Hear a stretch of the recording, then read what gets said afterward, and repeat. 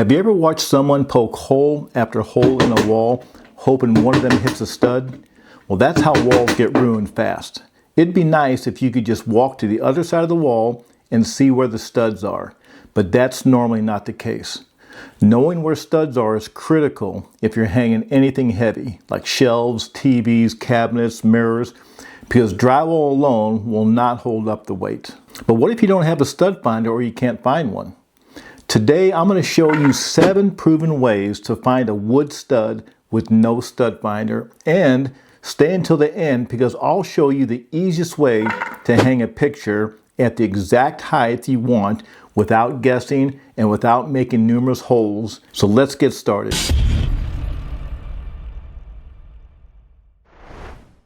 Now, method number 1 is to use an outlet. The simplest method is to look for an electrical outlet. About 95% of outlets in residential homes are mounted to the side of a stud. So remove the cover plate and look inside. If you see a solid stud on one side, well, that's your reference point. And you can also take something that's wood, like this dowel, or you can use a flat stick like this also. Then poke it in the side of the receptacle between the box and the drywall to see if it hits a stud. I like using wood because it's safer than using anything metal like a screwdriver or a knife in case you hit any electrical wires. Here's something important.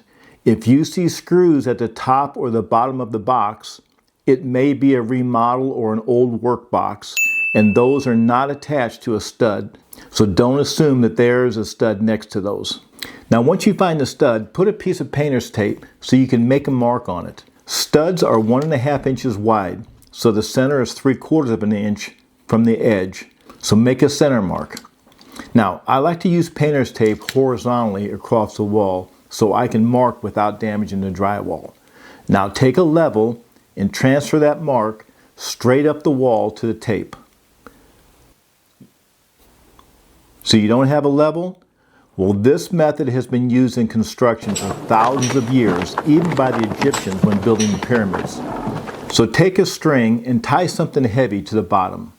Then hold it against the wall near the blue tape that you put on and let the string hang down to your mark. And when it's lined up with the mark, after it stops moving, that line is perfectly plumb. Then go ahead and put a mark on your horizontal blue tape and you've got the center of the stud. Now, if you know what this tool is called, put it down in the comments and let me know. Now, if you don't have a level or a piece of string, well, I don't know what to tell you. No, I'm just kidding you. If you don't have a level or a piece of string, then you can measure from the corner or from the trim on a door to the mark next to the receptacle. Then go up to where the blue tape is and measure that same reference to the blue tape and make a mark. And that should be the center of your stud. Now, since most studs are typically 16 inches on center, once you find one, just hold the end of your tape measure on it, measure 16 inches over and put another mark. Then 32 inches over and put another mark, and so on, as far as you need it. Those are your next studs. Now, method number 2 is the tapping method. If there's no outlet nearby, maybe furniture is in the way, try tapping. Use your hand or the back of a screwdriver. Don't use a hammer because that can put dents in the drywall and then you've got to repair that. So just tap slowly across the wall and listen. You'll hear a hollow sound where there's no stud. Then suddenly it'll get dense and hard. Now that dense sound usually means that you're over a stud, so make a mark. Now this method will get you close, but it's not perfect. So now we need to fine tune it. And that takes us to method number 3, the small nail method. Now, this is how you get exact. I like to use a small nail and a hammer. But a word of caution, never use a screw and never use a drill with a drill bit, because you don't know what's behind that wall. Plumbing pipes or wiring can be closer than you think. The nail can be controlled and put in lightly without doing any damage if something's behind the drywall. But a screw or a drill bit can go right through wires or pipes before you can feel it. Then you've got a real problem. So where your mark is, I like to go down where you see your base trim. Now, right where the base trim hits the drywall, there should be caulk above that. And I like to take the nail and go through the caulk to see if you hit a stud behind it. After you put your nail in there, if you miss and there's nothing behind it, I like to take this piece of stiff wire or a coat hanger, bend it 90 degrees, I push it in the hole and I move it to the right or to the left until you hit a stud. That way you can get closer to find the stud. Then you take the nail and go through the caulk again until you hit the stud. Once you hit the stud, then move over just a little bit and drive the nail in again so you can find the edge of the stud. Once you find the edge, since studs are 1.5 inches wide, then measure over 3/4 of an inch, which is halfway, and make your mark. That'll be the center of your stud. Now don't forget to fill those test holes with real spackling compound. I like using this type because it's fast and it does a good job. If you've got a favorite spackling type, then use it to fill the holes. But never ever use toothpaste to fill holes in drywall. That's an old renter's trick and it will show through the paint later because paint doesn't cover over toothpaste. All you painters out there know exactly what I'm talking about. Now method number 4, let's just use the base trim. If you couldn't find anything by tapping, then look at your base trim. Any good finish carpenter, when they're installing base trim, will always put a finish nail at the top of the trim so it attaches securely into the stud. So look for a small nail dimple in the trim.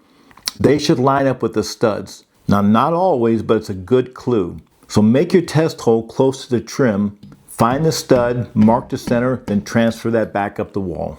Now here's method number 5, and that's looking for nail pops.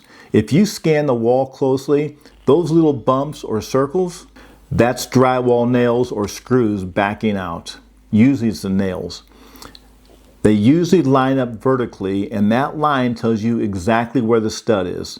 If it's hard to see the nail pops just by looking at them, then method number 6 might work better for you. And method number 6 is by using a flashlight. Now, turn the lights down low in your room and hold the flashlight tight against the wall and slowly scan across the wall. Just move it side to side. That light will reveal shadows that are the nail pops, the screw depressions, or little subtle dips. You see those?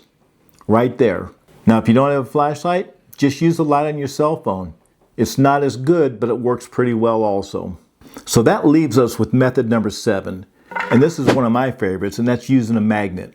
Now, a strong magnet will grab onto drywall screws or nails.